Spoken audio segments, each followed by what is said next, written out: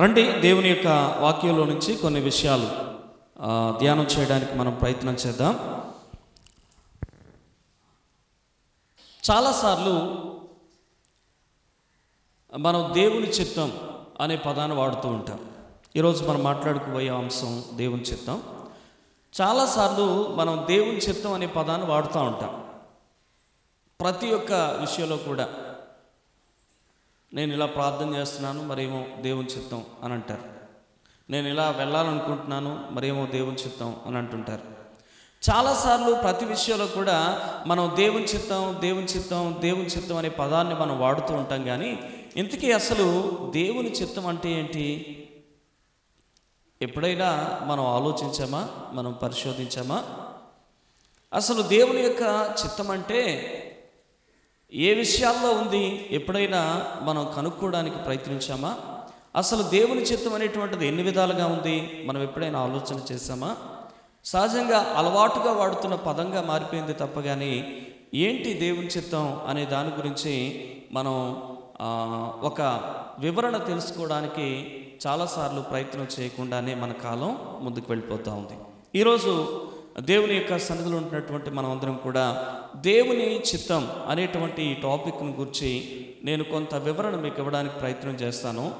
ఈరోజు మొత్తం అంతా నేను చెప్పలేను, కానీ ఒక్క విషయాన్ని నేను మీతో షేర్ చేసుకోవడానికి ప్రయత్నం చేస్తాను. ఇప్పుడు దేవుని చిత్తం అనేటువంటి అంశాన్ని మీరు ధ్యానం చేయడానికి ప్రయత్నం చేస్తే దేవుని చిత్తం రెండు రకాలుగా ఉంది అని మనకు అర్థమవుతుంది. ఏంటి రెండు రకాలు అని అంటే కనుక, మొట్టమొదటిది సార్వత్రిక దైవ చిత్తం. సార్వత్రిక దైవ చిత్తం. సార్వత్రిక అనే పదం యూనివర్సల్గా వర్తించేటువంటి పదం.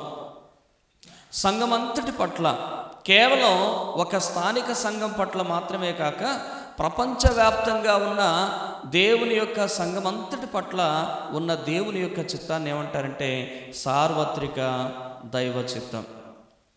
ఇక రెండవ భాగం గురించి మనం ఆలోచించినప్పుడు రెండు రకాల్లో రెండవ వర్గాన్ని గురించి మనం చూస్తే వ్యక్తిగతమైనటువంటి దేవుని చిత్తం. సార్వత్రిక దైవ చిత్తం వ్యక్తిగతమైన దైవ చిత్తం. సార్వత్రికంగా యూనివర్సల్ చర్చ్ అంతటి పట్ల, సార్వత్రిక సంఘం అంతటి పట్ల దేవునికి కొన్ని విషయాల్లో కొన్ని ప్రత్యేకమైనటువంటి ఉద్దేశాలు ఉన్నాయి. అవి సార్వత్రిక దైవ చిత్తం క్రిందకి వస్తాయి. ఇక ప్రతి ఒక్క వ్యక్తిని దేవుడు ఒక యూనిక్గా చేశాడు కనుక ప్రతి ఒక్కరి పట్ల దేవునికంటూ ఒక ఉద్దేశం ఉంది, దేవునికంటూ ఒక ప్రత్యేకమైనటువంటి చిత్తం ఉండడం అనేటువంటిది మనం చూస్తూ ఉన్నాం.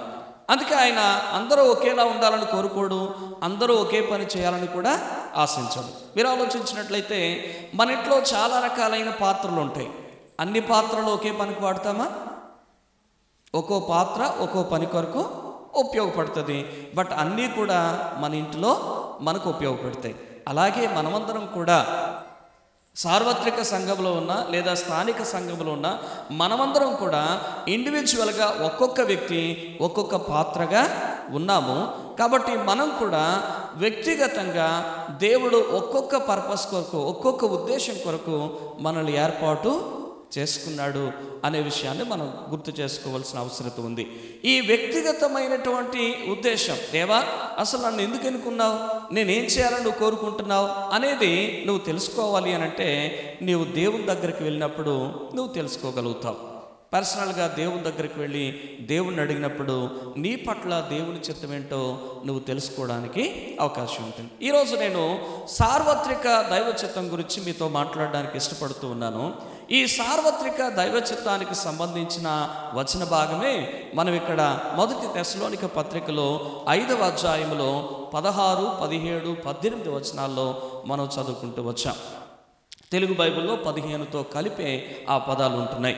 అయితే మీరు జాగ్రత్తగా గమనిస్తే కనుక ఈ సార్వత్రిక దైవ చిత్తంలో 3 విషయాలు మనకి ఇక్కడ చదువుకున్న లేఖన భాగంలో కనబడుతూ ఉన్నాయి. ఓకే, కన్ఫ్యూజ్ అవ్వలేదు కదా? క్లియర్గా ఉన్నారా? దేవుని యొక్క చిత్తం రెండు రకాలుగా ఉంది. ఒకటేమో సార్వత్రిక దైవ చిత్తం, రెండోదేమో వ్యక్తిగతమైన దైవ చిత్తం. కాబట్టి సార్వత్రిక దైవ చిత్తం అనేటువంటిది ప్రపంచవ్యాప్తంగా ఉన్న దేవుని పిల్లలందరి పట్ల దేవునికి ఉన్న ఉద్దేశాలను తెలియజేస్తూ ఉంది.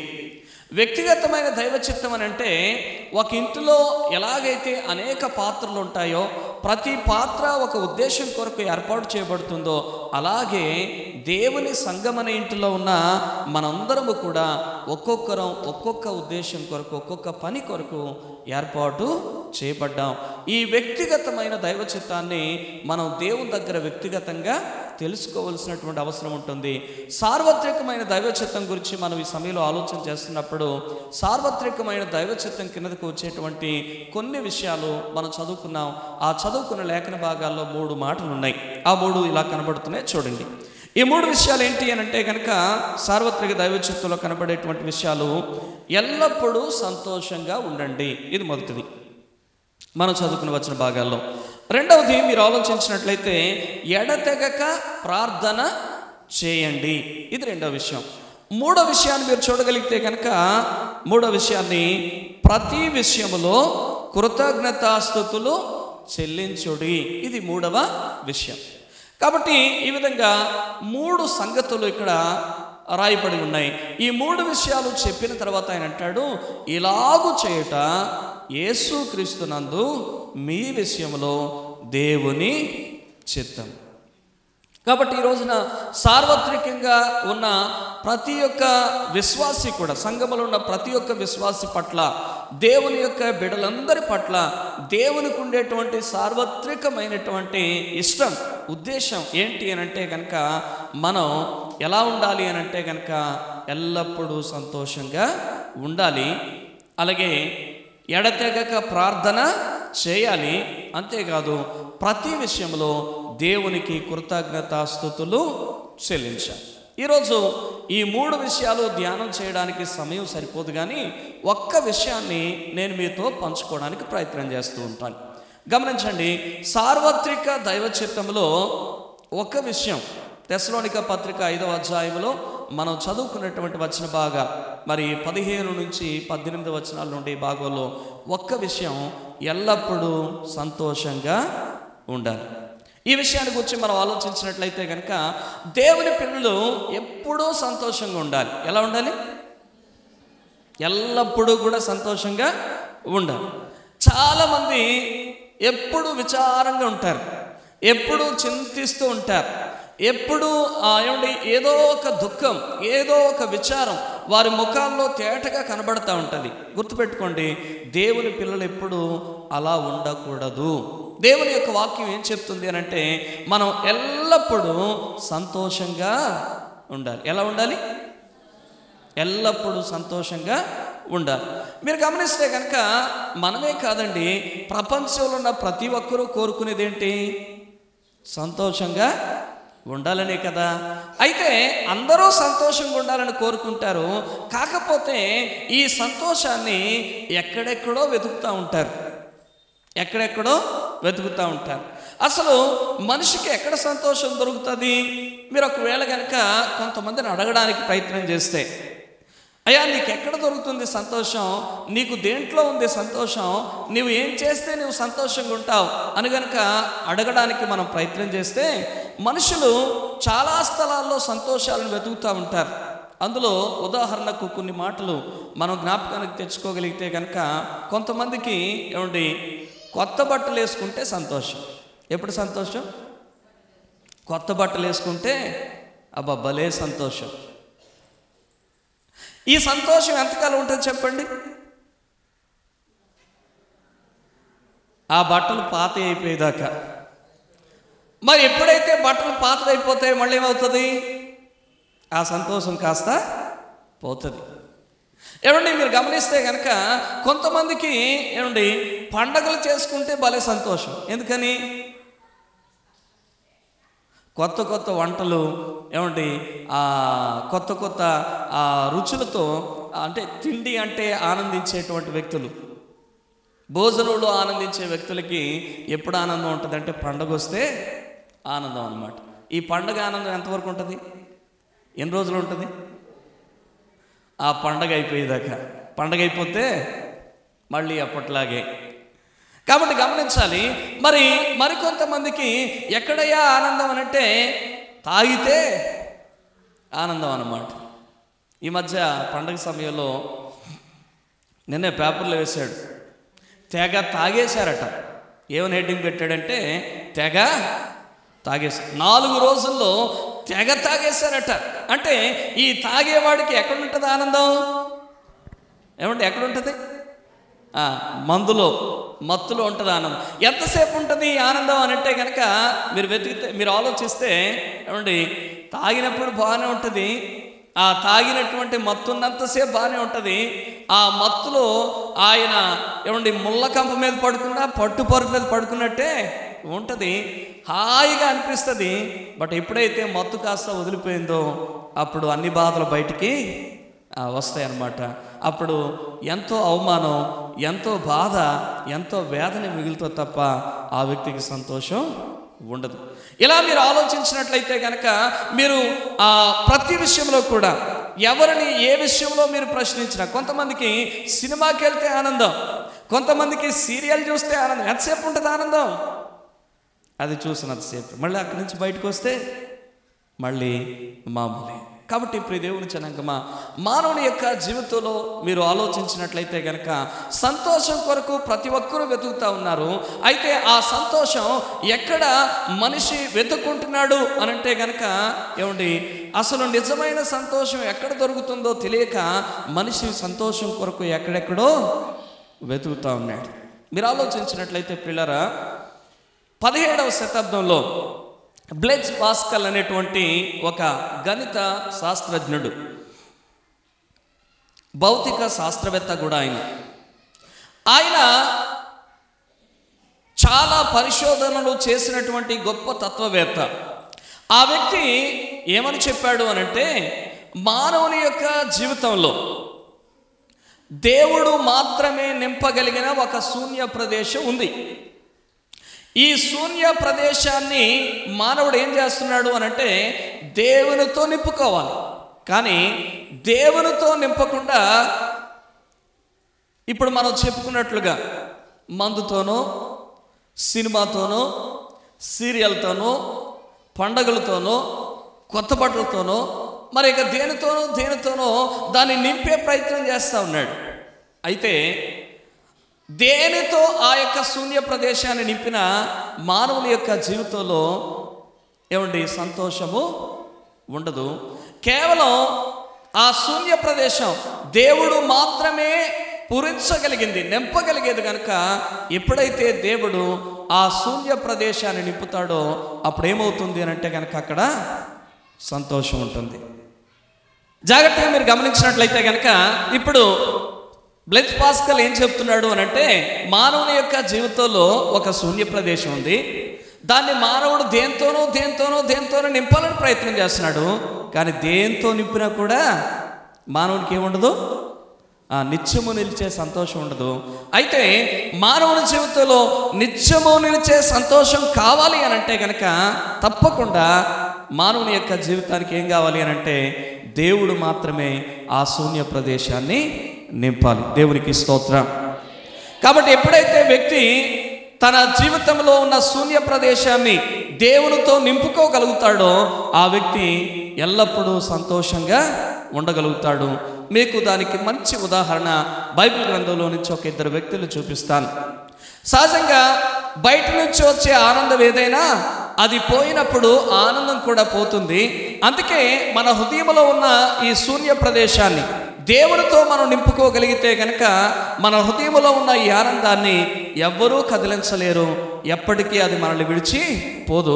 దీనికి సంబంధించి మీరు దేవుని యొక్క వాక్యంలో చూడగలిగితే కనుక ఫిలిప్పీలకు రాయబడిన పత్రిక 4వ అధ్యాయం, ఫిలిప్పీలకు రాయబడిన పత్రిక 4వ అధ్యాయం 4వ వచనం నుంచి మనం ఇలా చదువుతూ ఉన్నాం. 4వ వచనం నుంచి, ఎల్లప్పుడూ ప్రభువునందు ఆనందించుడి, మరలా చెప్పుదును ఆనందించుడి, మీ సహనమును సకల జనులకు తెలియబడనీయుడి, ప్రభు సమీపంగా ఉన్నాడు.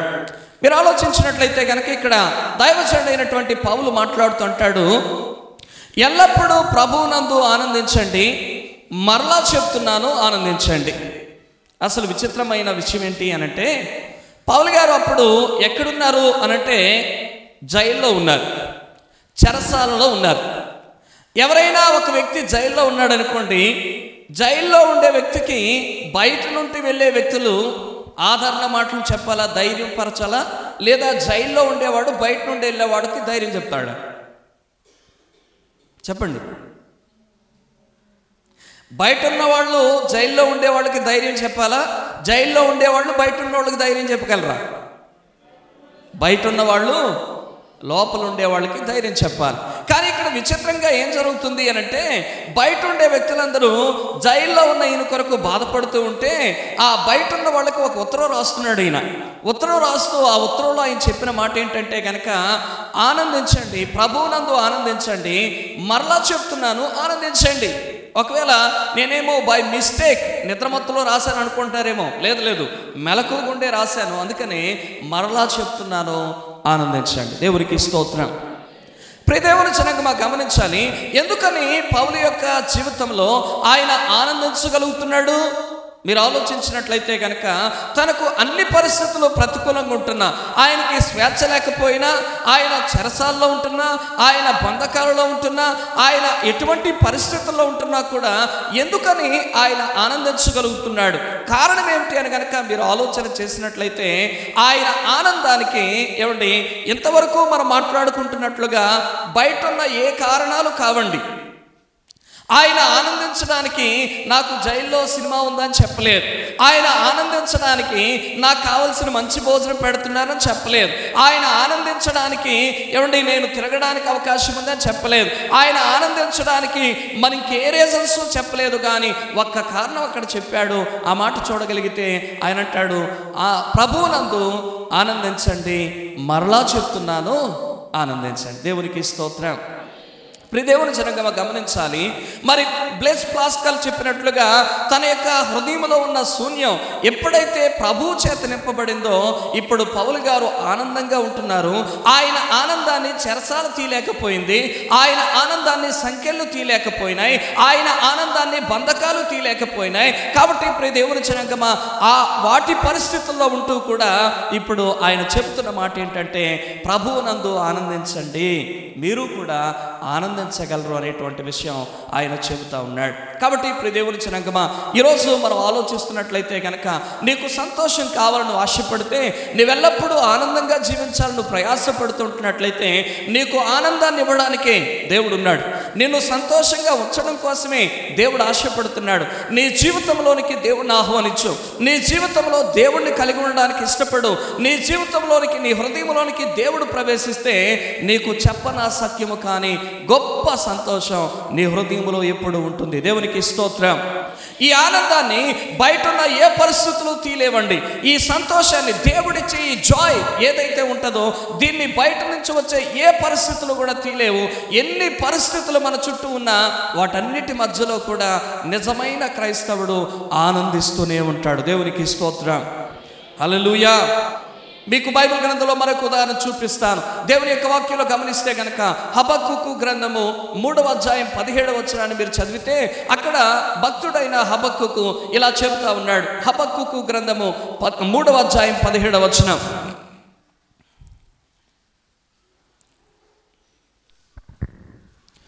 అంజూరపు చెట్లు పూయకుండానను, ద్రాక్ష చెట్లు ఫలింపకపోయినను, ఒలివ చెట్లు కాపు లేక ఉండనను, చేనులో పైరు పంట రాకపోయినను, గొర్రెలు దొడ్డులో లేకపోయినను, సారలో పశువులు లేకపోయినను,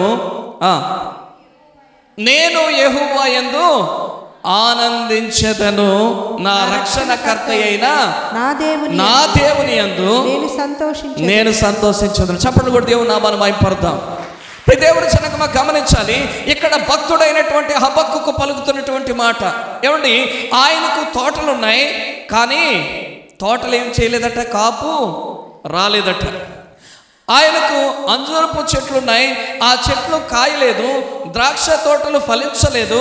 ఏమండి, ఆయనకుండేటువంటి తోటలు ఫలము రాకపోయింది. సరేలే, తోటలు ఫలించకపోతే పోయాయి, పొలమైనా పండుద్దులే అనుకుంటే పొలములో పంట చేతికి రాలేదు. సరే, ఎలాగో పంట నష్టమైంది, పోతే పోయింది, పోని పశువులు ఉన్నాయి కదా అనుకుంటే సాలలో పశువులన్నీ కూడా చచ్చిపోయినాయి, పశువులు లేవు, సాలంతా వట్టిపోయింది. సరే పశువులు పోతే పోయినాయి, మందలున్నాయి కదా దొడ్లో అనుకుంటే దొడ్లో ఉన్న మందలన్నీ పోయాయి, మంద కూడా ఖాళీ అయిపోయింది. కాబట్టి మీరు గమనించాలి, ఇప్పుడు ఒకవేళ ఎవరైనా హబక్కూకు దగ్గరికి వెళితే, హబక్కూకు అసలు నిన్ను ఎలా ఏ మాటలు చెప్పి ఆదరించాలో మాకు అర్థం కాలేదు. ఒకవైపు తోటల్లో నష్టం వచ్చింది, మరొక వైపు పొలంలో నష్టం వచ్చింది, మరొక వైపు సాలలో ఉన్న పశువుల దగ్గర నష్టం వచ్చింది, మరోవైపు దొడ్డులో ఉన్న మందల విషయంలో నష్టం వచ్చింది. అసలు నిన్ను ఏ మాటలు చెప్పి ఆదరించాలో మాకు అర్థం కాలేదని ఒకవేళ మనం ఎవరైనా వెళ్ళి వాదార్చడానికి ప్రయత్నం చేస్తే ఆయన అంటాడు, పిచ్చోడా ఎందుకు అటు గురించి బాధపడతావు, నేను యెహోవాను బట్టి ఆనందిస్తున్నాను, నీవు కూడా ఆనందించు. దేవునికి స్తోత్రం. కాబట్టి ప్రియ దేవుని జనాంగమా, ఇక్కడ హబక్కూకు ఆనందానికి కారణం అతనికి తోటలు ఉన్నాయని కాదు, హబక్కూకు ఆనందానికి కారణం అతనికి మంచి పంట వస్తుందని కాదు, హబక్కూకు ఆనందానికి కారణం అతని సాలండా పశువులు ఉన్నాయని కాదు, హబక్కూకు ఆనందానికి కారణం ఏమంటే ఆయన మందలు వృద్ధి చెందుతున్నాయని కాదు. ఆయన ఆనందానికి కారణం ఏంటో తెలుసా? దేవుని యొక్క వాక్యం చెప్తుంది, యెహోవాను బట్టి ఆనందిస్తాను, నా రక్షణకర్త అయిన దేవుని బట్టి నేను సంతోషిస్తాను. దేవునికి స్తోత్రం. కాబట్టి ఇప్పుడు దేవుని జనాంగమా, ఏ వ్యక్తి జీవితంలో అయితే దేవునితో అతను హృదయాన్ని నింపుకుంటాడో ఆ వ్యక్తి ఎల్లప్పుడూ ఆనందంగా ఉంటాడు, ఎప్పుడూ కూడా సంతోషంగా ఉంటాడు. చెప్పండి, దేవుడు లేనటువంటి సమయం ఏదైనా ఉంటుందా? దేవుడు లేని సమయం ఏదైనా ఉంటుందా? దేవుడు ఎప్పుడూ కూడా ఆయన అంటాడు, నేను నిన్ను విడువను, ఎడబాయను, ఇదిగో నేను మీతో సదాకాలము ఉంటాను. కాబట్టి ప్రియులారా, నీతో ఆయన సదాకాలం ఉంటూ ఉండగా, నిన్ను విడవకుండా ఎడబాయకుండా ఉండగా, ఆయనను బట్టి నువ్వు సంతోషం పొందుతూ ఉంటే నీ సంతోషాన్ని ఎవరు కదిలించగలరు?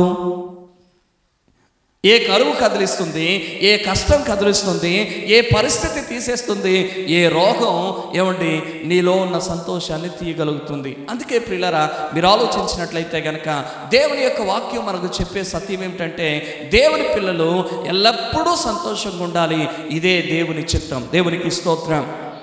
ప్రియ దేవుని జనాంగమా, పరిస్థితులు మారిపోయినాయని కాదు సంతోషం, ప్రతికూల పరిస్థితుల్లో కూడా ఎంజాయ్ చేయగలగడమే, హృదయపూర్వకంగా నవ్వగలగడమే, ముఖమంతా చిరునవ్వు కలిగి ఉండడమే నిజమైన క్రైస్తవుని యొక్క లక్షణం. ఏమంటే అన్నీ ఉంటే అందరూ నవ్వుతారు, కానీ అన్నీ పోయినా నవ్వుతున్నాడు భక్తుడు, అది కదా గొప్పతనం. ఏమంటే మంచి పంట వచ్చింది, మంచి తోటల నుంచి మంచి పొలం వచ్చింది, మందలేమో బాగా వృద్ధి చెందిపోతున్నాయి, పశువులేమో బాగా అభివృద్ధి చెందిపోతున్నాయి, సాల పట్టడం లేదు, ఏమంటే అక్కడ దొడ్లు పట్టడం లేదు, ఇక్కడ కొట్లు పట్టలేనంత పంట వచ్చేస్తుంది, అప్పుడు అందరూ నవ్వుతారు. కానీ అన్నీ పోయినా నవ్వాడు చూసారా, ఆయన యొక్క ఆనందం ఉంది చూసారా, అది నిజమైనటువంటి ఆనందం. దేవునికి స్తోత్రం. కాబట్టి ఇప్పుడు దేవుని జనాంగమా, ఈ రోజున నీ జీవితంలో అన్నీ ఉన్నప్పుడు ఆనందం ఉంటుంది, ఏమీ లేనప్పుడు ఆనందం ఉంటుంది. ఎప్పుడో తెలుసా? నీ జీవితంలో యేసు ఉన్నప్పుడు. దేవునికి స్తోత్రం. అందుకే యేసులో ఆనందం ఎల్లవేళలా ఉండే ఆనందం. అట్టి ఆనందం పొందుతున్నారు కాబట్టి ఈ హబక్కూకు సాక్ష్యం చెప్తున్నాడు, అక్కడ పౌలు సాక్ష్యం చెప్తున్నాడు. కాబట్టి ప్రియ దేవుని యొక్క పిల్లలారా, ఈ స్థలంలో కూర్చున్నటువంటి సహోదరుడు సహోదరి, ఈరోజు నీ జీవితంలో కూడా ఎల్లప్పుడూ ఇలా సంతోషించాలని ఆశపడుతున్నట్లయితే కనుక నీ హృదయంలోనికి కూడా ఎవరిని ఆహ్వానించాలో తెలుసా? యేసయ్యను ఆహ్వానించు. ఇదిగో ఆనందించండి, ప్రభువునందు ఆనందించండి. మళ్ళీ చెప్తున్నాను అంటున్నాడు దైవజనుడు. ఇదిగో హబక్కూకు అంటున్నాడు, నేను యెహోవాను బట్టి ఆనందిస్తున్నాను, మీరు కూడా ఆనందించండి అని చెప్తా ఉన్నాడు. ఈ రోజున నీ జీవితంలో కూడా ప్రభువును కలిగి ఉంటే నీవెప్పుడూ ఆనందంగా ఉంటావు. నీ ఆనందాన్ని ఎవరూ కదిలించలేరు. ఎందుకో తెలుసా? ఈ ఆనందం ప్రభువు నీకు ఎక్కడ పెడతాడంటే నీ హృదయంలోనే పెడతాడు. పైనుంచి వచ్చింది ఏదైనా పైకే పోతుంది, కానీ నీ హృదయం లోపల ఉన్న ఆనందాన్ని పైనుంచి వచ్చింది ఏది కూడా కదిలించలేదు. అట్టి ఆనందం ఇక్కడున్న మనందరికీ దేవుడు ఇవ్వాలని ఆశపడుతూ ఉన్నాడు. మరి ఆ దేవునికి నీ హృదయంలో స్థానం ఇస్తావా? ఒకవేళ నువ్వు ఇవ్వగలిగితే కనుక హబక్కూకు లాంటి పరిస్థితుల్లో నువ్వు ప్రయాణించిన ఆ పరిస్థితి నిన్ను కొంచెం కూడా కదిలించలేదు, నిన్ను కొంచెం కూడా కదిలించలేదు. ఈ రోజున చాలాసార్లు మన కష్టాలు జ్ఞాపకం చేసుకొని కన్నీరు పెడతా ఉంటాం, మన పరిస్థితులను జ్ఞాపకం చేసుకున్నామో ఇట్టి పరిస్థితులని చాలాసార్లు కలవరపడిపోతుంటాం. కానీ నువ్వు నిజంగా గుర్తుపెట్టుకోవాల్సిన విషయం ఏంటో తెలుసా? ఈ భూమి మీద ఎవరూ నీతో ఉండకపోయినా నీతో ఉండగలిగిన వాడు దేవుడు. ఆయన నీ జీవితంలో ఉంటే ఏ పరిస్థితి నిన్నేమీ చేయలేదు, ఏది నిన్ను కదిలించలేదు. నువ్వు ప్రభు కొరకు ఆనందిస్తూనే ముందుకు సాగిపోతావు. కాబట్టి ఎల్లప్పుడూ ప్రభునందు ఆనందించడం దేవుని చిత్తమైతే, అలా ఆనందించాలి అంటే మొట్టమొదట మనం ఏం కలిగి ఉండాలి, మనం ఏం చేయాలి అని అంటే మనము దేవునిలో ఉండాలి. దేవునికి స్తోత్రం. అందుకే దేవునిని బట్టి ఆనందించారు. ఈ రోజు నువ్వు దేవునిలో ఉంటే, దేవుడు నీలో ఉంటే ఆయనను బట్టి నీవు ఆనందించగలుగుతావు. అందుకనే ప్రియులారా, మొట్టమొదటిగా నీవు ప్రభువును కలిగి ఉండాలి, ప్రభువుతో ఉండాలి. అలా ఉండగలిగితే కనుక నువ్వు ఆనందించగలవు. నెంబర్ 2, రెండవ మాట నేను చెప్పడానికి ప్రయత్నం చేస్తాను. మీరు గమనిస్తే కనుక అదే ఫిలిప్పీయులకు రాయబడిన పత్రిక 4వ అధ్యాయం 5-6 వచనాలు మీరు అలా చూడగలిగితే కనుక ఆ మాటలు ఇలా కనబడుతూ ఉన్నాయి. మీ సహనమును సకల జనులకు తెలియబడనీయుడి, ప్రభు సమీపంగా ఉన్నాడు. దేని గూర్చి చింతపడకుడు గాని ప్రతి విషయములోనూ ప్రార్థన జ్ఞాపనముల చేత కృతజ్ఞత పూర్వకముగా మీ విన్నపములు దేవునికి తెలియజేయడి. అప్పుడు సమస్త జ్ఞానమునకు మించిన దేవుని సమాధానము యేసుక్రీస్తు వలన మీ హృదయములకును మీ తలంపులకును కావలి ఉండును. దేవునికి స్తోత్రం. మీరు చేత గమనిస్తే కనుక నీ హృదయం కలవరపడకుండా, నీ తలంపులన్నీ కూడా నిన్ను బాధ పెట్టకుండా, దానికి దేవుని యొక్క సమాధానం కాపులాగా ఉండి నీవెల్లప్పుడూ సంతోషంగా ఉండాలి అనంటే కనుక నువ్వు చేయాల్సిన రెండవ పని ఇక్కడ చెప్తా ఉన్నాడు దైవజనుడు పౌలు గారు. మీరు ఆనందించగలుగుతున్నారు, కారణం ఏంటి అనంటే కనుక ఆయన రెండవ మాట ఇక్కడ చెప్తా ఉన్నాడు. ఏంటది అనంటే కనుక పిల్లరా, మనం ఏం చేయాలో తెలుసా? దేవుణ్ణి కలిగి ఉండడం ఎంత అవసరమో మనం కలిగి ఉన్న దేవుని మీద ఆధారపడాలి. మనం కలిగి ఉన్న దేవుని మీద ఆధారపడాలి. ఈరోజు ఈ మాటలు వింటున్నటువంటి మనం ఒకసారి ఆలోచన చేద్దాం పిల్లరా. దేవుని మీద మనం ఆధారపడగలుగుతున్నామా? చాలామంది వారి జీవితాల్లో దేవుణ్ణి కలిగి ఉన్నారు, కానీ దేవుని మీద ఆధారపడిన అనుభవంలో లేరు. దేవుని మీద ఆధారపడిన అనుభవంలో లేరు ప్రియులారా. జాగ్రత్తగా మీరు ఈ మాట మీరు ఆలోచించవలసిన వారు ఉంటున్నారు. చాలాసార్లు మనం దేవుని కలిగి ఉంటున్నాం, దేవుని మీద ఆధారపడలేకపోతున్నాం. కాబట్టి మనం చాలా చింతపడుతున్నాం.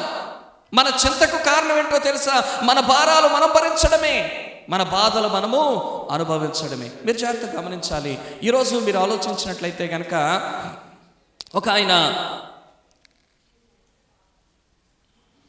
ఒక ఘాట్ రోడ్ లాంటి రోడ్లో వెళ్ళిపోతూ ఉన్నాడు, జీబ్లో వెళ్ళిపోతూ ఉంటే ఆ రోడ్లో చింతపండు అమ్ముకునేటువంటి ఒక ముసలమ్మ చింతపండు మోసుకుంటూ వెళ్తూ ఉంది. జీబు ఖాళీగా ఉంది. ఈయన ఏమనుకున్నాడు అంటే, ఎలాగో జీబు ఖాళీగా ఉంది కదా, ఈ ముసలమ్మను ఎక్కించుకుందామని కొంచెం ముందుకెళ్ళాడు, మళ్ళీ వెనక్కి వచ్చాడు. పాప మొయ్యలేక మోస్తా ఉంది ఆ బుట్ట. వెనక్కు తీసుకుని వచ్చి ముసలమ్మ కూర్చో అని చెప్పి పాపం ఆ యొక్క బుట్ట సీట్లో పెట్టి ఆ ముసలమ్మను పక్కన కూర్చోబెట్టాడు. నేను ఒక ముసలిదాన్ని సాయం చేశానని బాగా సంతోషంగా ఉన్నాడు, ఉల్లాసంగా ఉన్నాడు. ఇయర్ ఫోన్స్ 2 చెవుల్లో పెట్టుకొని పాటలు ఫుల్ సౌండ్ పెట్టుకొని వినుకుంటూ చక్కగా డ్రైవ్ చేసుకుంటూ వెళ్ళిపోతాను. అది ముందు గతుకులు రోడ్డు. అది వెళ్ళిపోతా ఉంటే ఈ ముసలమ్మ ఎప్పుడు నెత్తి మీద ఎడుచుకుంది, బుట్ట తీసి నెత్తి మీద ఎడుచుకుంది. మళ్ళీ ఎక్కడ జీబులో సీట్లో కూర్చొని బుట్ట తీసి నెత్తి మీద పెట్టేసుకొని ఇప్పుడు ఈ కుర్రాడు స్పీడ్గా డ్రైవ్ చేసుకుని వెళ్ళిపోతుంటే గొంతుల్లో పడుతున్న ప్రతిసారి ఈ బరువు అంతా ఏం చేస్తుంది ఆమెను, మరి కొంచెం అని చేస్తూ ఉంది.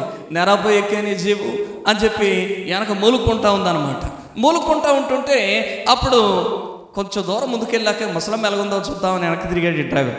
తిరిగితే పరిస్థితి ఏంటి అని అంటే, ఈ బుట్టకి సీటుకి మధ్య ఇరుక్కుపోయి కనిపించింది. అరే ఎంత పని అయిపోయింది అని చెప్పేసి మళ్ళీ వెంటనే జీబాబి వచ్చి ఆ బుట్ట పక్కనెట్టి ముసలమ్మ లేపు కూర్చోబెట్టి కొంచెం మంచినీళ్ళు ఇచ్చి, ఏమైందమ్మా, ఎందుకు ఇలా బుట్ట కింద దూరిపోయా మళ్ళీ అని అంటే ఆమె అమాయకంగా ఇలా అందట. ఏమనందంటే, బాబు నన్నేదో నా బరువేదో నీ జీబు మోస్తుంది, నా బుట్టను మోయమంటావా అని అందంట. నన్నేదో నా బరువేదో నీ జీపు మోస్తుంది, మళ్ళీ నా యొక్క బుట్ట బరువు కూడా నీ జీపుకి ఎందుకని నేనే మోసుకుందామని నన్ను ఎత్తి మీద పెట్టుకున్నాను.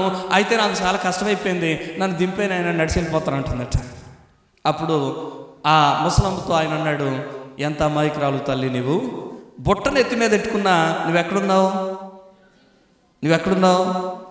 నా జీబులోనే ఉన్నావు. నీ నెత్తి మీద ఉన్న బుట్ట నీ బరువు కలిపి నా జీబు మీదే ఉంది, నా జీబే మోస్తుందమ్మా. కాబట్టి నేను నిన్ను ఎందుకు కూర్చోబెట్టానో తెలుసా?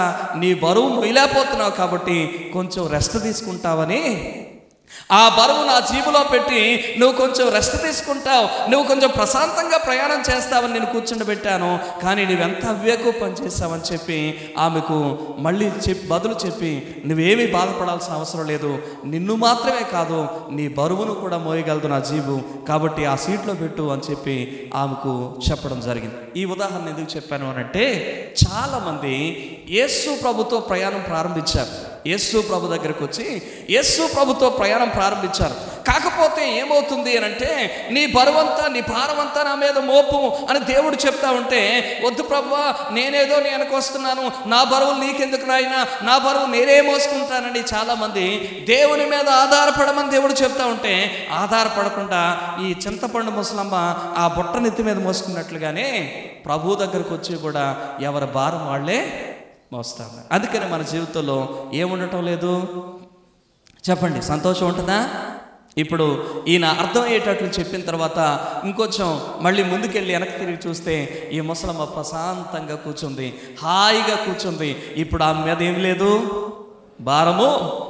ఈ రోజున ప్రియ దేవుని జనాంగమా, నీ నా భారములను భరించేవాడు ప్రభువు, నీ నా భారములను మోయడానికి మోసి భరించి నీకు నాకు సహాయం చేయడానికి వచ్చిన వాడు ప్రభు. అందుకనే ఇక్కడ దైవజనుడు చెప్తున్న మాట ఏంటి అనంటే కనుక, మీరు దేని కొరకు చింతపడకండి. ఏ భారమైతే నిన్ను చింతలోనికి నడిపిస్తుందో, ఏ భారమైతే మిమ్మల్ని కృంగదీస్తుందో, ఏ భారమైతే మిమ్మల్ని అణిచివేస్తుందో, ఆ భారం ఎవరి మీద పెట్టమని దేవుడు చెప్తున్నాడనంటే, మీ భారము యెహోవా మీద మోపు. దేవునికి స్తోత్రం. కాబట్టి ఇప్పుడు దేవుని జనాంగమా, మన చింతలన్నీ దేవుని మీద మోపాలి. ఎట్లా మోపాలో ఇక్కడ చెప్తా ఉన్నాడు. మీరు ఆలోచించినట్లయితే కనుక ఆయన ఏం చెప్తున్నాడు చూడండి, ఎంత క్లియర్గా చెప్తున్నాడు చూడండి. ఆయన మనకు సమీపముగా ఉన్నాడు, దేవుడు మనకు సమీపంగా ఉన్నాడు. నువ్వు ఆధారపడడానికి అందుబాటులో దేవుడు ఉన్నాడు. కాబట్టి నువ్వేం చేయాలి అనంటే కనుక, దేని గూర్చి చింతపడకు. దేని గూర్చి అనేటువంటి ఆ మాటలో నువ్వు ఏమైనా చెప్పు, అన్ని దాంట్లో విడిపోయాయి. అప్పులు చెప్తావా, ఏమంటే కుటుంబ సమస్య చెప్తావా, లేకపోతే మరి ఇంకేదో చెప్తావా, నువ్వు ఏం చెప్పు, అవన్నీ దేని గూర్చి చింతపడకండి. అయితే ఏం చేయాలి, అక్కడ నేను అలా చెప్తా ఉన్నాడు. కృతజ్ఞతాపూర్వకంగా ప్రతి విషయంలోనూ ప్రార్థన విజ్ఞాపనముల చేత కృతజ్ఞతాపూర్వకముగా మీ విన్నపాలు దేవునికి తెలియచేయండి. దేవునికి స్తోత్రం. మనం దేవుని మీద ఆధారపడాలి. ఎలా ఆధారపడాలంటే సింపుల్గా ఒక మాటలో చెప్తే, పిల్లలు తల్లిదండ్రుల మీద ఆధారపడినట్లు. ఎలా ఆధారపడాలండి? పిల్లలు తల్లిదండ్రుల మీద ఆధారపడినట్లు. మీరు జాగ్రత్తగా ఆలోచించినట్లయితే కనుక పిల్లరా, మన పిల్లలు స్కూల్కి వెళ్ళే పిల్లల్ని ఒకసారి మీరు అబ్జర్వ్ చేయగలిగితే, పిల్లలు స్కూల్కి వెళ్తారు, స్కూల్లో వాళ్ళ టీచర్, అరే మీరు రేపు వచ్చేటప్పుడు మీరు ఒక వైట్ నోట్బుక్ తీసుకొని రావాలి, అలా వస్తేనే మిమ్మల్ని క్లాస్కి అటెండ్ చేస్తాం అని చెప్పాను అనుకోండి. ఇప్పుడు నాకు వైట్ నోట్బుక్ ఎలా వస్తుందని వాళ్ళు చింతపడతారా? కూర్చుని అక్కడ బాధపడుతూ ఉంటారా? మా బాబోయ్ ఎక్కడ తెచ్చుకోవాలి వైట్ నోట్బుక్, అది ఎక్కడ దొరుకుతుంది, అది దానికి ఎంత డబ్బులు అవుతాయి, నా దగ్గర డబ్బులు లేవని పిల్లలు బాధపడుతూ ఉంటారా? వాళ్ళు ఏం చేస్తారు? సింపుల్గా వాళ్ళు చేసే పని ఏంటి చెప్పండి. తిన్నగా స్కూల్ ఎప్పుడు విడిచిపెడతారు, అప్పుడు వెంటనే ఇంటికి వస్తారు, మమ్మీ లేదా డాడీ నాకు ఈ బుక్ కావాలి, నాకు అది రేపు స్కూల్కి తీసుకొని వెళ్ళాలి, కాబట్టి నాకు కొనివ్వండి, మీరు ఇస్తే నేను స్కూల్కి వెళ్తాను, లేకపోతే వెళ్ళను అని చెప్పేస్తాడు. కానీ వాడికో నమ్మకం ఏంటో తెలుసా, అమ్మకి చెప్పాను, నాన్నకి చెప్పాను, కాబట్టి ఖచ్చితంగా వాళ్ళు చూసుకుంటారు. ఇప్పుడు ఈ పిల్ల లేదా ఈ పిల్లోడు ఏం చేస్తారో తెలుసా, అదన్నీ మర్చిపోయి బయటికి వెళ్ళి గెత్తుకుంటారు, ఆడుకుంటారు, ప్రశాంతంగా ఉంటారు. ఎందుకని? వీళ్ళకి ఏది అవసరమో ఈ భారం ఎవరి మీద పెట్టారు? అమ్మా నాన్న మీద పెట్టారు. ఇప్పుడు ఆ భారం వాళ్ళ మీద పెట్టారు కనుక వాళ్ళు చూసుకుంటారు ఆ పని, కాబట్టి ఇప్పుడు వీళ్ళకి దాని గురించి చింత. రేపు నేను వెళ్ళేసరికి ఎలాగైనా అమ్మ నాన్న ఎవరో ఒకరు నాకు నోట్బుక్ తెచ్చి ఖచ్చితంగా ఇస్తారని పరిపూర్ణమైనటువంటి నమ్మకంతో హ్యాపీగా అప్పగించారు, భారవంతాల మీద పెట్టేశారు, వీళ్ళు ప్రశాంతంగా ఉంటారు. యాజ్ ఇట్ ఈస్గా దేవుని పిల్లలమైనటువంటి మనమందరం కూడా దేవుని మీద ఆధారపడడం అంటే ఇదేనండి. నీకేది అవసరం ఉందో, నీకేది సమస్య ఉందో, అందుకే ఆయన అంటాడు దేని గురించి చింతపడకు, దేని గూర్చి చింతపడకు. కానీ ఒకటి చెయ్యి, ఏం చేయాలో తెలుసా? కృతజ్ఞతాపూర్వకంగా నీకు ఉన్న ప్రతి అవసరాన్ని, ప్రతి విన్నపాన్ని, ప్రతి విజ్ఞాపనను దేవుని సన్నిధిలో ఆయనకు చెప్పు అని దేవుడు చెప్తా ఉన్నాడు. కాబట్టి ఇప్పుడు దేవుని జనాంగమా, పౌలు గారు ఎందుకు అంత ఆనందంగా ఉండగలుగుతున్నారని అంటే ఆయన ప్రభువును బట్టి ఆనందిస్తున్నారు, ప్రభువుతో ఉన్నాడు కనుక. రెండవదిగా ఆయన మీద ఆధారపడుతూ ఉన్నాడు. అందుకని నేను ప్రభువు మీద ఆధారపడుతున్నాను. ఇదిగో మనుషుల మీద ఆధారపడితే నాకు సందేహం, మనుషుల మీద ఆధారపడితే నాకు భయం. నేను ఆధారపడేవాడు నరుడు కాడు కనుక నాకు భయం లేదు, నాకు చింత లేదని పౌలు గారు చాలా సంతోషంగా ఉన్నారు. దేవునికి స్తోత్రం. కాబట్టి ఇప్పుడు దేవుని జనాంగమా, ప్రభు ఏమన్నాడో తెలుసా? ఏమండి, మన తల్లిదండ్రులు, మన పిల్లలు మన మీద ఆధారపడతారు, తల్లిదండ్రుల మీద పిల్లలు ఆధారపడతారు. ఆ తల్లిదండ్రుల గురించి ఒకసారి ఒక మాట మాట్లాడుతూ ఆయన ఇలా చెప్పాడు. మత్తయి సువార్త 7వ అధ్యాయంలో 9వ వచనం నుంచి మీరు చూడగలిగితే ఆయన ఇలా అంటాడు, మీలో ఎవడైనను తన ఏ మనుష్యుడైనను తన కుమారుడు తను రొట్టెని అడిగిన ఎడల, చెప్పండి, రాయినిస్తారా? రొట్టె అడిగితే ఏ తండ్రి అయినా తన పిల్లలకు రాయిస్తారా? ఇదే నాన్న రొట్టె తిను అని? ఎవరు? గుడ్డు కావాలి అనంటే ఎవరైనా తేలునిస్తారా? చేప కావాలి అనంటే ఎవరైనా పామునిస్తారా? మీలో ఏ మనుష్యుడైనా తన పిల్లలు ఏమండి గుడ్డుని అడిగితే తేలునివ్వరు, చేపను అడిగితే పామునివ్వరు, రొట్టెని అడిగితే రాయిని ఇవ్వరు అంటూ ఆయన అంటాడు. మీరు చెడ్డవారైనా మీ పిల్లలకు మంచి చేయాలని ఆశపడుతున్నప్పుడు మీ పరలోకమందున్న తండ్రి మరీ ఎంతో నిశ్చయముగా మంచి ఈవులను ఇచ్చును కదా. దేవునికి స్తోత్రం. ఏమండి, మనమే మన పిల్లలకు మంచి వాటిని ఇవ్వాలని అనుకుంటే మనం కూడా మన పరలోకపు తండ్రి మీద అలా ఆధారపడినప్పుడు ఆయన మనకి ఇంకెంత శ్రేష్టమైన ఈవులు ఇస్తాడు చెప్పండి. మరీ నిశ్చయముగా ఎంతో శ్రేష్టమైనటువంటి ఈవులను మనకి తప్పకుండా ఇస్తాడు. అందుకొరకు ఒక పిల్లవాడు తల్లిదండ్రుల మీద ఆధారపడినట్లుగా మనం దేవుని మీద ఆధారపడాలి. ఎవరైతే దేవుణ్ణి కలిగి ఉంటారో వారు ఏమండి గొప్ప ఆనందం కలిగి ఉంటారు. ఆ కలిగి ఉన్న దేవుని మీద ఎవరు ఆధారపడతారో వారు మరీ ఆనందంగా కొనసాగుతూ ఉంటారు. మూడో విషయం నేను చెప్పి నేను ముగిస్తాను. మూడో విషయం ఏంటి అని అంటే కనుక, ఇప్పుడు మనం కలిగి ఉన్న దేవుని మీద ఆధారపడుతూ ఉండగా దేవుడు మన జీవితంలో కొన్నిసార్లు కొన్ని పరిస్థితులను అనుమతిస్తాడు. కొన్ని పరిస్థితుల్లో మనల్ని తీసుకెళ్ళి పెడతాడు ఆయన కావలసి. అలా పెట్టినప్పుడు మనం ఏం చేయాలి అని అంటే ఆ పరిస్థితుల్లో సంతృప్తి కలిగి ఉండడం నేర్చుకోవాలి. దేవుని వాక్యంలో అదే ఫిలిప్పీయులకు రాయబడిన పత్రిక 4వ అధ్యాయం, అదే ఫిలిప్పీయులకు రాయబడిన పత్రిక 4వ అధ్యాయం దేవుని యొక్క వాక్యంలో మీరు గమనిస్తే కనుక ఈ మాటలు ఇలా కనబడుతూ ఉన్నాయి. 11వ వచనం, నాకు కొదువు కలిగి ఉన్నందున నేను ఇలాగూ చెప్పుటలేదు, నేను ఏ స్థితిలో ఉన్నానో ఆ స్థితిలో సంతృప్తి కలిగి ఉండ నేర్చుకుని ఉన్నాను. దీన స్థితిలో ఉండ నెరుగుదును, సంపన్న స్థితిలో ఉండ నెరుగుదును. ప్రతి విషయంలోను అన్ని కార్యములలోను కడుపు నిండి ఉండుటకును, ఆకలి కొని ఉండుటకును, సమృద్ధి కలిగి ఉండుటకును, లేమిలో ఉండుటకును నేర్చుకొని ఉన్నాను. దేవునికి స్తోత్రం. ఏమండి, సంతృప్తి ఎక్కడుంటుందో సంతోషం అక్కడ ఉంటుంది. అవునా కదా? తృప్తి లేని చోట సంతోషం ఉంటుందా? తృప్తి లేని చోట చింత ఉంటుంది. తృప్తి ఎక్కడుంటుందో అక్కడేముంటుంది? సంతోషం ఉంటుంది. చాలా మందికి దేవుడిచ్చిన దాంట్లో తృప్తి పడడం ఇష్టపడదు. చాలా మందికి ఏమండి, దేవుడిచ్చిన ధనంలో తృప్తి పడితే నీవు దానికోసం అక్రమ మార్గాలకు వెళ్ళాల్సిన అవసరము ఉండదు. అర్థమవుతుంది? నువ్వేదో ఉద్యోగం చేస్తున్నావు, దేవుడు నీకు ఏదో కొంచెం జీతం ఏర్పాటు చేశాడు, ప్రభుత్వం నుంచి ఆ జీతం నీకు వస్తుంది, దాంట్లో నువ్వు తృప్తి పడితే లంచాలకు వెళ్ళాల్సిన అవసరం లేదు కదా. తృప్తి లేని చోట వక్ర మార్గాలకి మనిషి ప్రయాణిస్తాడు. ఎందుకు తృప్తి లేదు అనంటే ఆ తృప్తి కలిగి ఉండడానికి మనం నేర్చుకోలేదు. కొంతమందికి మీరు గమనిస్తే కనుక ఏమండి, దేవుడిచ్చిన దాంట్లో తృప్తి లేదు, దేవుడిచ్చిన ఉద్యోగంలో తృప్తి లేదు, దేవుడిచ్చిన కుటుంబంలో తృప్తి లేదు, దేవుడిచ్చిన భార్యతో తృప్తి లేదు, దేవుడిచ్చిన భర్తతో తృప్తి లేదు, దేవుడిచ్చినటువంటి అందంలో తృప్తి లేదు కొంతమందికి.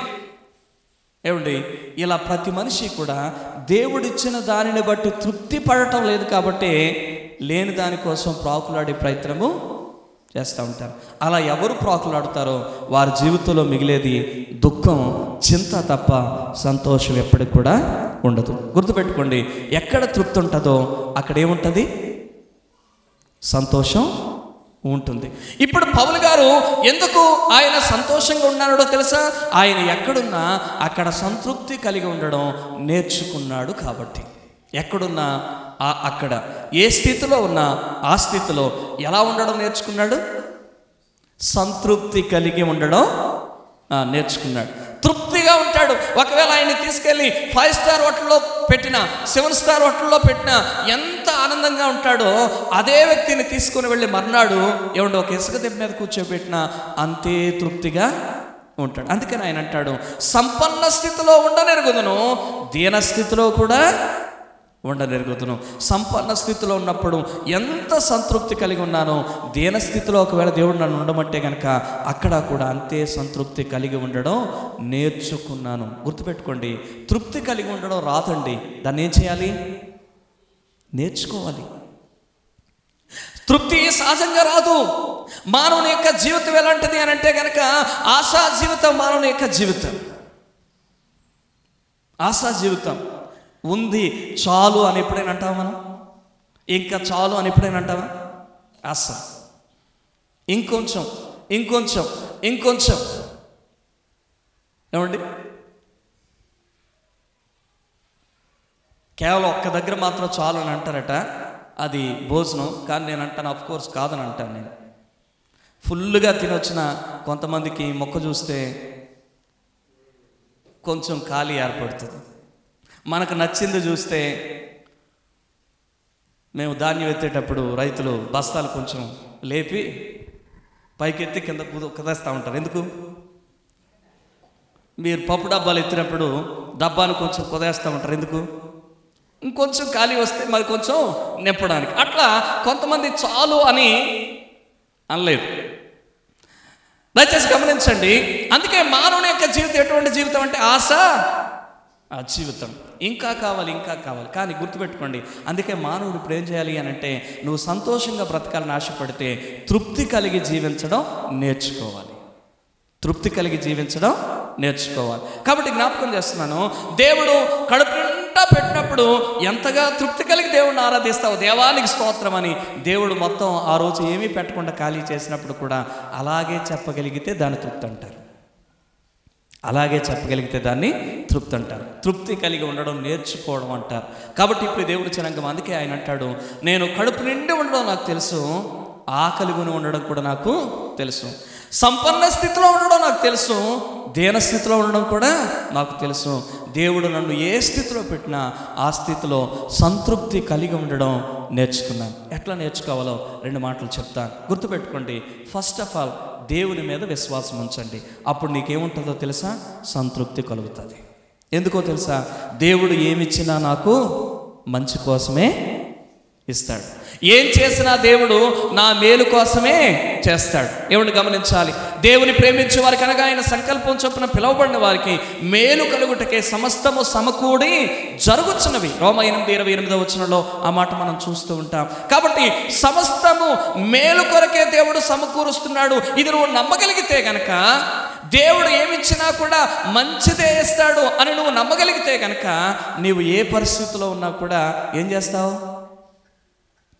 తృప్తి కలిగి ఉండడానికి ప్రయత్నం చేస్తావు. ఓకే, కాబట్టి ఫస్ట్ ఆఫ్ ఆల్ దేవుణ్ణి నువ్వు నమ్మగలిగితే కనుక నువ్వు ఎలా ఉంటావంటే తృప్తి కలిగి ఉంటావు. నెంబర్ 2, రెండవదిగా తృప్తి నేర్చుకోవాలి అని అంటే కనుక రెండవది నువ్వు చేయాల్సింది ఏంటి అని అంటే, నీకన్నా పై స్థాయిలో ఉండే వాళ్ళ వైపు చూడకు, నీకన్నా దీన స్థితిలో ఉండే వాళ్ళ వైపు చూడు.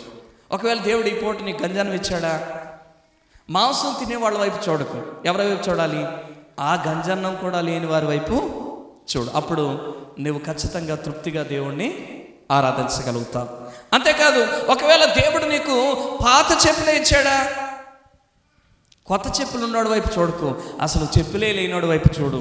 అప్పుడు దేవుణ్ణి తృప్తిగా దేవుని స్తుతిస్తావు. ప్రభువా, వాడికి అసలు కనీసం చెప్పులు కూడా లేవు, కనీసం నాకు ఈ చెప్పులైనా ఇచ్చావు. అసలు నీకు చెప్పులే లేవా? నువ్వు చూడాల్సింది షూ వేసుకున్నవాడి వైపు కాదు, నువ్వు చూడాల్సింది ఎవరు కాళ్ళు లేని వాడి వైపు చూడు ప్రభువా, ఆడికి కాళ్ళు లేవు, నాకు కనీసం కాళ్ళైనా ఇచ్చావని తృప్తి కలిగిన దేవుణ్ణి ఆరాధించగలుగుతాం. అందుకని ప్రియులారా, ఇప్పుడు దైవజనుడు చెప్తున్న మాట ఏంటంటే, ఏ స్థితిలో దేవుడు నన్ను పెట్టినా ఆ స్థితిలో సంతృప్తి కలిగి ఉండడం నేను నేర్చుకొని ఉన్నాను.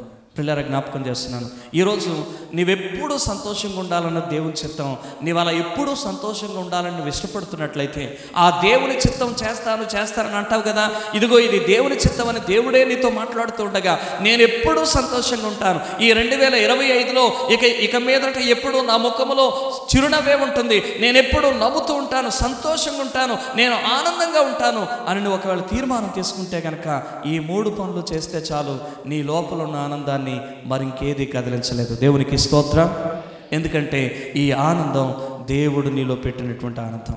కాబట్టి ఇప్పుడు దేవుని జనాంగమా, ఈ స్థలంలో కూర్చున్న మీరు ఎవరైనా ఇంకా దేవుణ్ణి కలిగి లేకపోతే, ఆ దేవుడు నీ దేవుడిగా చేసుకోకపోతే, ఇదే అనుకూల సమయం, నేడే రక్షణ దినం. ప్రభువా, నువ్వు నా జీవితంలోనికి రండి అని కోరుకోండి. ఇదిగో ఏ ప్రభువును బట్టయితే దైవజనుడు ఆనందించాడో, ఏ ప్రభువును బట్టయితే ఏమంటే హబక్కూకు ఆనందించాడో, అలాగే మీరు కూడా ఆనందించగలరు. నెంబర్ 2, రెండవదిగా మనం చూసాం, మన జీవితాల్లో ఆనందంగా ఉండాలి అనంటే కనుక మనం చేయాల్సినటువంటి రెండవ పని ఏంటంటే, నీకు సమీపంగా ఉన్న నీతో ఉన్న దేవుని మీద నువ్వు ఆధారపడాలి. కాబట్టి ఒక పసి పిల్లవాడు తల్లి మీద తండ్రి మీద ఆధారపడినట్లుగా నువ్వు దేవుని మీద ఆధారపడగలిగితే అన్ని విషయాలలో నువ్వు ఎప్పుడూ సంతోషంగానే ఉంటావు. నెంబర్ 3, మూడవదిగా మీరు గమనించినట్లయితే కనుక, మనము ఆధారపడుతున్నటువంటి దేవుడు కొన్నిసార్లు కావాలనే కొన్ని పరిస్థితుల గుండా మనల్ని తీసుకెళ్తాడు.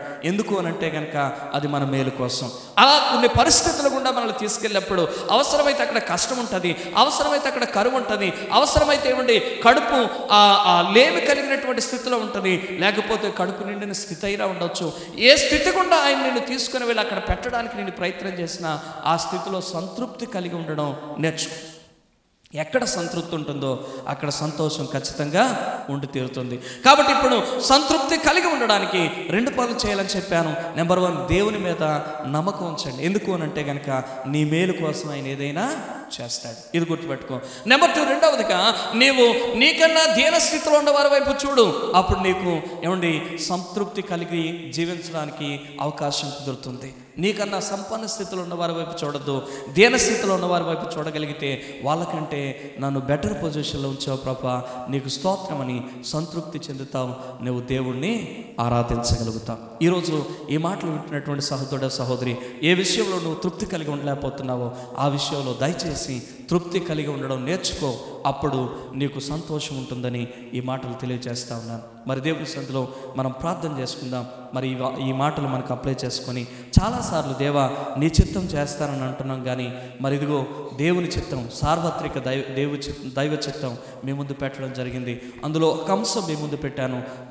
ఆ మొదటి అంశం ఏమిటి అని అంటే కనుక, నీవు ఎల్లప్పుడూ సంతోషంగా ఉండాలి. మరి ఈరోజు నేను చూసిన వారికి నీ సంతోషం చెప్పాలి, నువ్వు క్రైస్తవుడు అని.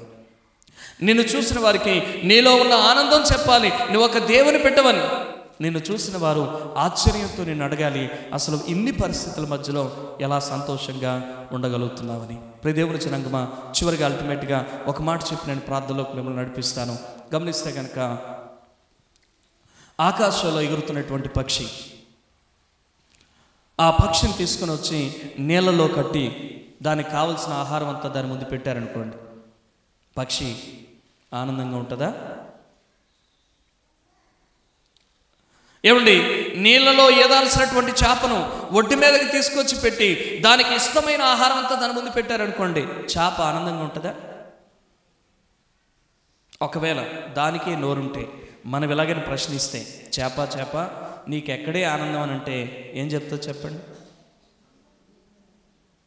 తిన్నా తినకపోయినా, ఉన్నా లేకపోయినా నాకు నీళ్ళలోనే ఆనందం.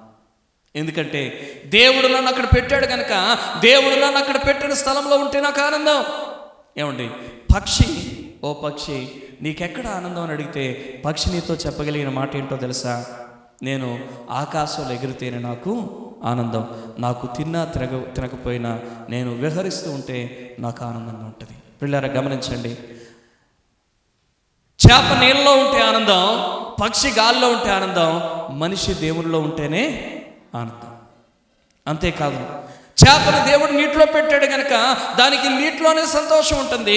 ఏమండి, ఆ పక్షిని దేవుడు గాల్లో పెట్టాడు కనుక దానికి గాల్లోనే సంతోషం ఉంటుంది. ఓ మనిషి, నిన్ను దేవుడు ఏ స్థితిలో పెట్టాడో ఆ స్థితిలోనే తృప్తి కలిగి ఉండడం నేర్చుకుంటే నీకు కూడా సంతోషం ఉంటుంది. మరి ఈరోజైనా ఈ సత్యాన్ని మన జీవితానికి అన్వయించుకొని ఆ చేప చెప్పినట్లుగా, ఈ పక్షి పలుకుతున్నట్లుగా మనం దేవునితో పలుకుతామా? దేవా, నువ్వు నన్ను ఏ స్థితిలో పెట్టినా ఆ స్థితిలో నేను తృప్తి కలిగి ఉంటాను. చాలామంది దేవుడు పెట్టిన స్థితిలో తృప్తి కలిగి ఉండకుండా ఈ జీవితాన్ని దుఃఖభరితంగా చేసుకుంటూ ఇంకో జీవితాన్ని అందుకోలేక రెండింటి మధ్య నరకంలో ప్రయాణం చేస్తున్న వాళ్ళు చాలామంది ఉన్నారు. దయచేసి సహోదరుడా, సహోదరి, ఆ అందుకోలేని దాని మీద ఆలోచన చేయొద్దు. దేవుడు నీకు ఇచ్చిన దాంట్లో ఆనందాన్ని పోగొట్టుకోవద్దు. అందుకనే నువ్వు తృప్తి కలిగి ఉండడం నువ్వు నేర్చుకోగలిగితే కనుక నీవున్న స్థితిలోనే చాలా సంతోషంగా ఉండగలవు. రండి ప్రార్థన చేద్దాం. తల వంచండి, కళ్ళు మూసుకునండి, దేవుని సన్నిధిలో ప్రార్థన చేసుకుందాం. మనందరికీ ఆనందం కావాలి. లేచి నిలవబడతారా? మీరున్న ప్లేస్లో లేచి నిలవబడండి. అందరికీ ఆనందం కావాలి. ఎవరికి నాకు ఆనందం వద్దని ఎవరెవ్వరు లేరు. ప్రతి ఒక్కరికి ఆనందం కావాలి. నేను సంతోషంగా ఉండాలని ప్రతి ఒక్కరు కోరుకుంటూ ఉంటున్నారు. అయితే నువ్వు సంతోషంగా ఉండాలని ఆశపడుతున్నట్లయితే సంతోషాన్ని ఎక్కడెక్కడో వెతకొద్దు.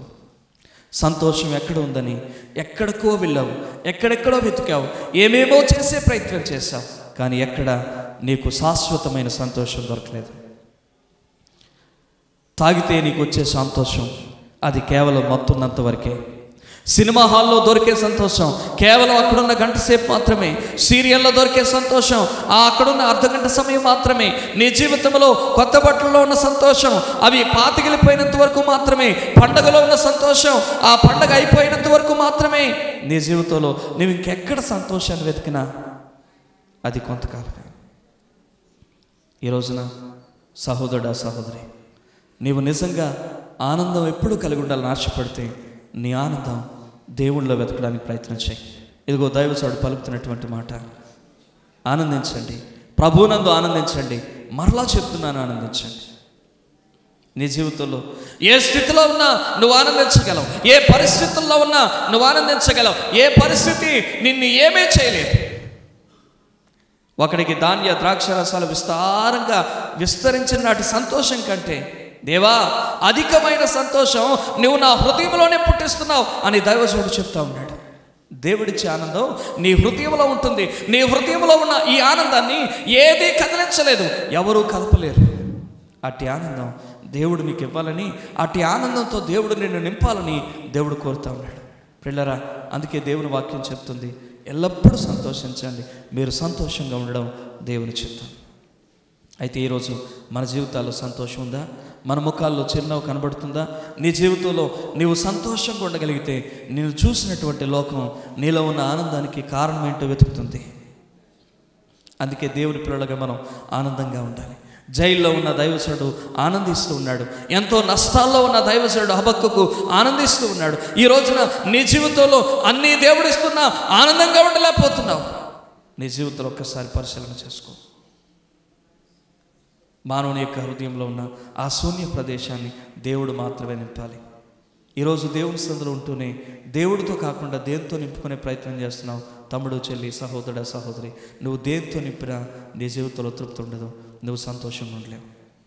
పాస్కల్ ఎప్పుడో దాని గురించి పరిశోధన చేసి చెప్పాడు. ఆ సంగతి ఎప్పుడో బైబిల్ గ్రంథంలో రాయబడింది. అందుకే ఈరోజు ఇదిగో పౌలు భక్తుడు దేవుణ్ణి కలిగి ఉన్నట్లుగా, ఇదిగో హబక్కూకు దేవునితో తన హృదయాన్ని నింపుకున్నట్లుగా ఈరోజు నీవు కూడా నీ జీవితంలో దేవుని కలిగి ఉంటే నీవెప్పుడు ఆనందించగలవు. ఏమున్నా ఆనందమే, ఏమి లేకపోయినా ఆనందమే. అలాగే మన జీవితంలో మనం కలిగి ఉండాల్సిన రెండవ పని, మనం చేయాల్సింది ఏంటంటే నీవు కలిగి ఉన్న దేవుని మీద ఆధారపడు. తల్లిదండ్రుల మీద పిల్లలు ఆధారపడినట్లుగా చాలాసార్లు మనం ఆయన మీద ఆధారపడలేదు. మన భారాలు మనమే మోస్తున్నాం. ఇప్పుడైనా ఈరోజైనా రియలైజ్ అయ్యి నువ్వు తిరిగి నీ భారం ఆయన మీద మోపి నీవు ఆయన మీద ఆధారపడడం నేర్చుకోగలిగితే నువ్వు బాగా ఆనందించగలవు దేవునిలో. ఒకవేళ దేవుడు నిన్ను ఒక పరిస్థితిలో ఉంచాడా, ఒక కుటుంబంలో ఉంచాడా, ఒక స్థాయిలోనే ఉంచేశాడా, ఒక స్థానంలో నిన్ను తీసుకెళ్ళి పెట్టాడా, మేబీ అది నీకు ఇష్టం కాలేదా, అయినా కూడా నువ్వు ఒక విషయం నేర్చుకో. దేవుడు నిన్ను ఆ స్థలంలో పెట్టడం నీ మేలు కొరకే.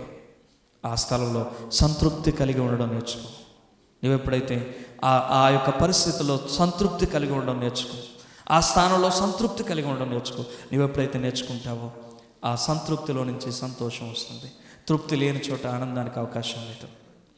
పౌలు భక్తుడు కడుపు నిండా తిన్నప్పుడు సంతోషమే, ఆకలిగా ఉన్నప్పుడు కూడా సంతోషమే. ఉన్నతమైనటువంటి ఆ యొక్క అత్యున్నతమైన స్థానంలో ఉన్నప్పుడు, సంపన్న స్థితిలో ఉన్నప్పుడు సంతోషమే, లేమిలో ఉన్నప్పుడు కూడా సంతోషమే. కారణం ఏంటంటే దేవుడు నన్ను ఏ స్థితిలో పెట్టినా ఆ స్థితిలో తృప్తి కలిగే ఉంటున్నాను. ఈరోజు జ్ఞాపకం చేసుకున్న ప్రియులారా, మనం కూడా నేర్చుకోవాలి తృప్తి కలిగి ఉండడం. ఇది రాదండి, ఇది రాదు, నేర్చుకుంటే తప్ప రాదు. కాబట్టి దయచేసి మనం ఎన్నెన్నో నేర్చుకుంటున్నాం. ఈ నూతన సంవత్సరంలో తృప్తి కలిగి ఉండడం నేర్చుకుందాం. దేవా, నాకు ఇచ్చిన కుటుంబాన్ని బట్టి నేను తృప్తి పడతాను. చాలామంది ఈ ఇంట్లో పుట్టడం కంటే అల్లా ఇంట్లో పుట్టుంటే నాకు బాగా జరిగి ఉండదు అనుకుంటుంటారు చాలామంది. దయచేసి అలా అనుకోవద్దండి.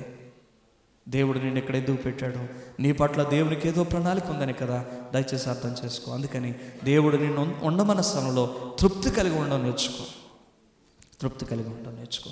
కాబట్టి ప్రభు సన్నిధిలో ప్రార్థన చేద్దాం. దేవా, తృప్తి కలిగి ఉండడం నేను నేర్చుకునే కృప నాకు దయచేయండి. నీకు ఎలా వస్తుంది నేర్చుకోవడానికి?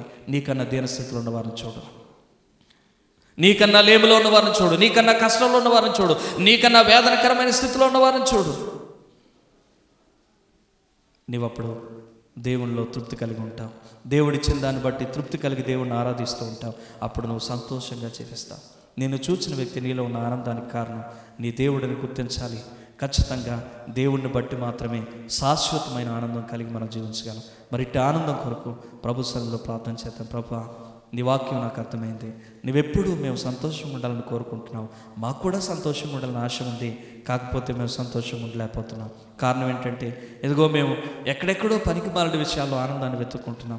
ఈరోజు మాకు అర్థమైంది, అది బయట నుంచి వచ్చింది, అది కాసేపే ఉంటుంది, మళ్ళీ బయటకు వెళ్ళిపోతుంది. కానీ మాతో ఎల్లప్పుడూ ఉండే ఆనందం, మా హృదయంలో నీవు పుట్టించే ఆనందం, నీవిచ్చే ఆనందం మా హృదయంలో దేవా అది నిరంతరం నిలిచి ఉంటుంది. అది నిన్ను బట్టి మాత్రమే వస్తుంది, నీ మీద ఆధారపడితే మాత్రమే వస్తుంది, నీవు ఇచ్చిన దాంట్లో సంతృప్తి కలిగి జీవిస్తే మాత్రమే వస్తుందని మాకు అర్థమైంది. కనుక ఇలాగ మేము జీవిస్తాం ప్రభా, మాకు సహాయం చేయండి అని ఒక్క మాట ప్రభు సన్నిధిలో మీరు ప్రార్థించగలిగితే దేవుడు తప్పక మీ ప్రార్థనను బట్టి ఈ 2025వ సంవత్సరం మీకు సంతోషకరమైన సంవత్సరం ఉంచబోతూ ఉన్నాడు. ప్రార్థన చేసుకుందాం. నోరు తెరవండి, మౌనంగా ఉండొద్దు. ఇంతవరకు దేవుడితో మాట్లాడాడు, ఇప్పుడు నువ్వు దేవునితో మాట్లాడాల్సినటువంటి సమయం. నోరు తెరిచి ఎవరికి వారుగా ప్రభు సన్నిధిలో ప్రార్థన చేయాలని కోరుతాను. నోరు తెరవండి, నోరు తెరిచి ఎవరికి వారుగా ప్రభు సన్నిధిలో ప్రార్థన చేయాలని కోరుతా ఉన్నాను. ఇంకా మీ స్వరం దేవునికి వినబడేలా చెప్పండి. దేవా, నేను సంతోషంగా ఉండాలి. ఇదిగో నేను సంతోషంగా ఉండాలని ఇంతవరకు ఏదేదో చేశాను. నాలో ఉన్న శూన్యాన్ని దేనితోనో నింపాలని ప్రయత్నం చేశాను. దేవా, నీవు మాత్రమే ఆ శూన్యాన్ని పూరించగలిగిన వాడు. నీతో నింపుకుంటే నాకు ఆనందం కలుగుతుంది, నాకు అర్థమైంది. ఎవరికి వారిగా నోరు తెచ్చి ప్రార్థన చేయండి. అటు ఇటు చూడొద్దు, మాట్లాడొద్దు, మౌనంగా ఉండొద్దు, నోరు తెచ్చి ప్రార్థన చేయండి. అందరూ బిగ్గరగా బాహటంగా నోరు తెరిచి ప్రార్థన చేయండి.